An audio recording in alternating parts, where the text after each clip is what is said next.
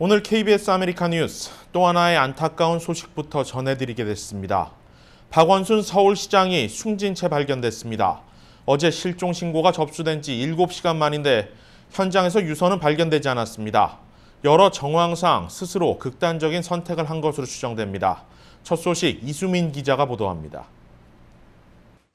박원순 서울시장이 실종 신고가 접수된 지 7시간 만인 오늘 새벽 0시쯤 숨진 채 발견됐습니다. 장소는 서울 숙정문과 삼청각 사이에 있는 북악산 자락입니다. 박 시장의 모습이 CCTV에 마지막으로 포착된 와룡공원에서 1km 정도 떨어진 곳입니다. 경찰과 소방대원 700여 명과 소방견, 드론까지 투입해 대대적인 수색을 벌인 끝에 발견했습니다. 소방구조견이 먼저 발견을 하고 이어가던 소방대원과 우리 기동대원이 함께 확인을 했습니다. 경찰은 시신의 겉모습과 주변에서 발견된 소지품 등을 토대로 박 시장의 신원을 확인했다고 설명했습니다. 경찰은 박 시장이 어제 오전 서울 가회동 공관을 나선 뒤 택시를 타고 와룡공원에 왔고 이후 걸어서 북악산 자락까지 이동한 것으로 추정했습니다. 감식 등을 진행하고 있지만 타살 가능성은 낮다며 스스로 극단적인 선택을 한 것으로 보고 있습니다. 현재로서는 특별한 타살 혐의는 없어 보이지만 향후 변사사건 처리 절차에 따라서 심도 깊은 수사가 진행될 예정입니다. 다만 유족을 고려해 구체적인 추정 사인은 밝힐 수 없다고 덧붙였습니다. 또 현장에서 유서는 발견되지 않았다고 말했습니다. KBS 뉴스 이수민입니다. 박원순 시장 사망 관련 소식은 이후 한국에서 들어오는 KBS 뉴스를 통해 더 자세히 전해드리겠습니다. 다음 소식입니다. 연방대법원이 트럼프 대통령의 납세 내역을 검찰에 제출할 것을 명령했습니다. 대통령 면책 특권 적용이 불가하다는 판결인데 트럼프 대통령의 정치적 생명에 타격이 불가피하다는 분석입니다. 이유수 기자입니다. 연방대법원이 트럼프 대통령의 납세 자료 내역을 뉴욕 검찰이 확보할 수 있다고 판결했습니다. 뉴욕 검찰이 제출 요구한 납세 자료를 거부할 수 있는 면책 특권이 트럼프 대통령에게 없다고 결론 내린 것인데 이는 연방하원과 뉴욕 검찰이 발부한 소환장에 대해 트럼프 대통령이 소송을 제기한 데 따른 판결입니다. 뉴욕 검찰은 대선 앞둔 지난 2016년 전직 성인 영화 배우 스토미 데니얼스가 트럼프 대통령과 부적절한 관계를 맺었다고 주장하는 것을 막기 위해 트럼프 그룹이 관여해 거액을 전달하며 선거 자금법을 위반했다는 의혹을 수사 중입니다. 이번 판결은 트럼프 대통령이 지명한 보수 성향의 닐 고서치 대법관과 브렛 캐버너 대법관까지 찬성 의견을 던졌습니다. 대법원 판결에서 찬성 7대 반대 2로 내려진 이 결정에 따라 트럼프 대통령은 정치적인 타격을 입을 것으로 보입니다.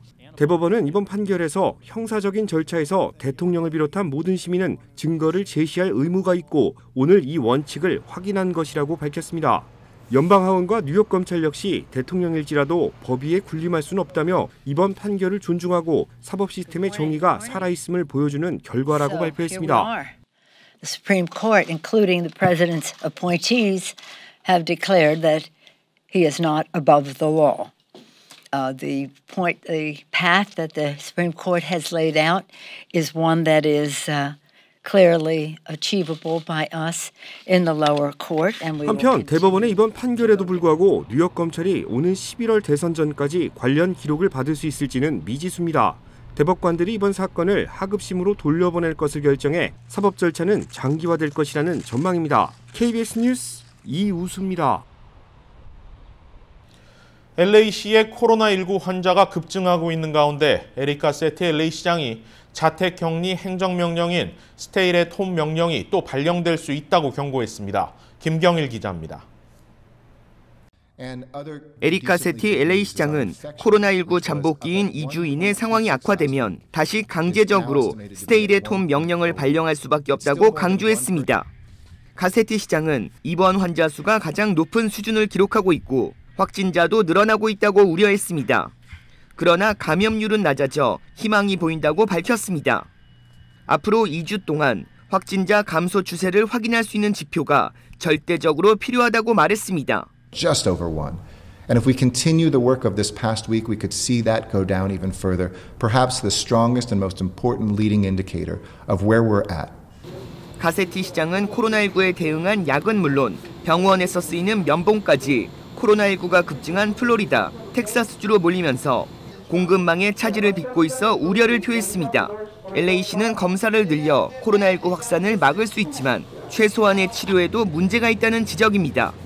이에 트럼프 대통령과 의회가 코로나19 검사에 필요한 예산을 늘려 각 로컬 정부를 지원해야 하며 이는 어려움에 처한 사람들을 돕는 것으로 최우선 과제가 돼야 한다고 강조했습니다.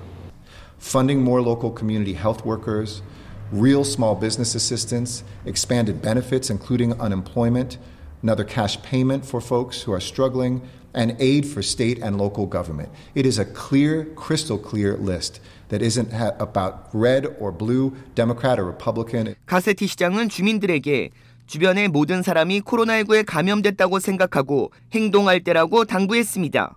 또한 각종 모임을 자제해 줄 것과 외출 시 사회적 거리 두기를 잘 지켜야 할 때라고 강조했습니다. KBS 뉴스 김경일입니다. 연방질병통제예방센터 CDC가 학교 정상화와 관련한 방역 지침이 너무 비현실적이라는 백악관의 지적에 추가 정보를 제공할 것이라고 밝혔습니다.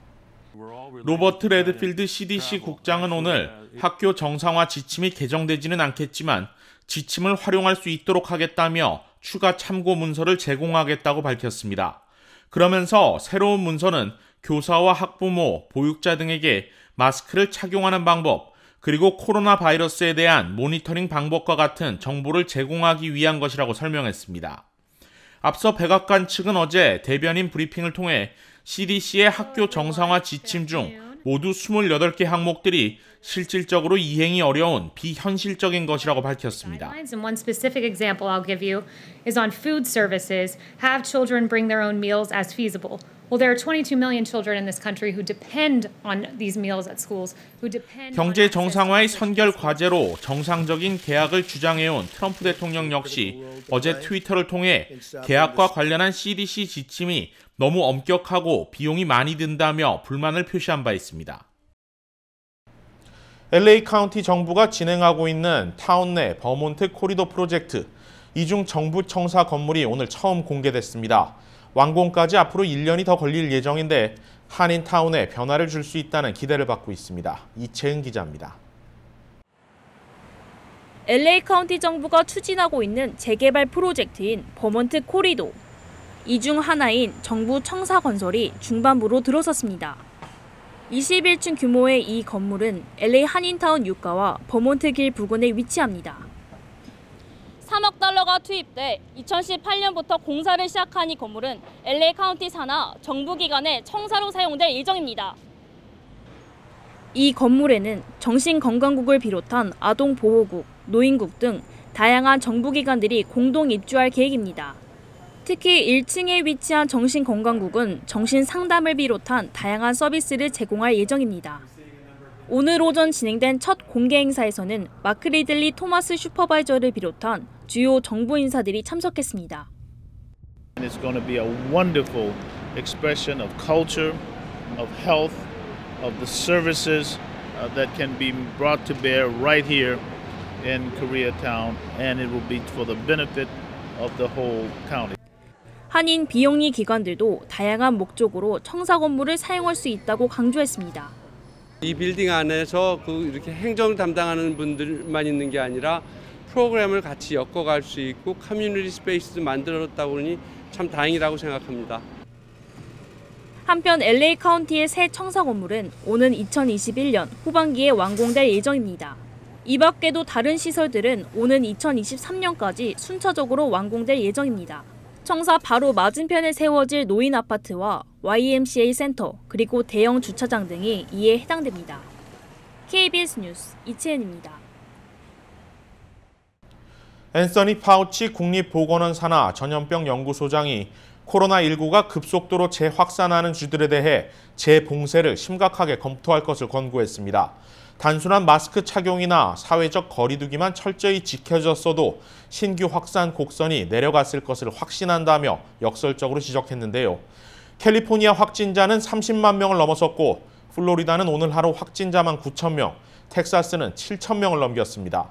보다 확실한 경제 정상화를 위해 한 발 물러서는 자세가 필요해 보입니다. 뉴스 마칩니다. 고맙습니다.